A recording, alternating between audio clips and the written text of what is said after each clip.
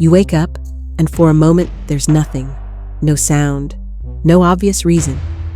Just that quiet awareness that you're no longer asleep. Then you check the time.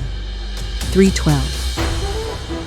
And almost immediately, your mind begins to engage. Not all at once, not dramatically, but enough. A thought appears, then another. And before long, you're reviewing things, replaying conversations, or drifting forward into tomorrow. This is one of the most common patterns in insomnia, and it feels random when you're inside it. But it isn't. Through the night, your body naturally cycles in and out of lighter stages of sleep. Brief awakenings are part of that process. Most people experience them several times without ever remembering. They shift position, adjust slightly, and drift straight back under. The difference is not the waking, it's what happens next. When sleep anxiety has started to build, that brief moment of awareness doesn't pass unnoticed. You catch it, you check the time.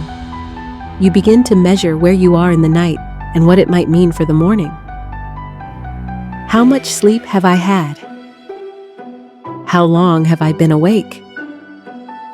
What if I don't get back to sleep?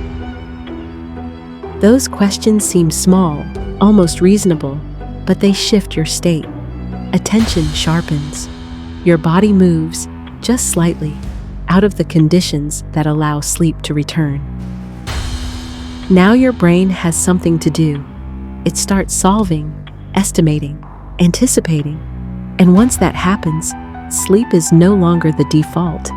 It's competing with a mind that has become active again. That's why the same time keeps appearing. Not because the clock is the problem, but because the pattern is. Your body wakes briefly, as it always has, but now your mind steps in, takes hold, and keeps the system engaged long enough for full wakefulness to take over. Over time, this becomes familiar, almost expected. The wake-up happens, the thinking follows, and the night starts to feel predictable in the worst way. This pattern, especially that middle-of-the-night waking, is something I break down in more detail in Break Free from Insomnia, because once you understand what's actually happening here, it stops feeling random. I'll link that below. And in the next video, we'll look at where this finally starts to shift. Because the change doesn't come from forcing sleep back. It comes from removing what's been keeping you awake.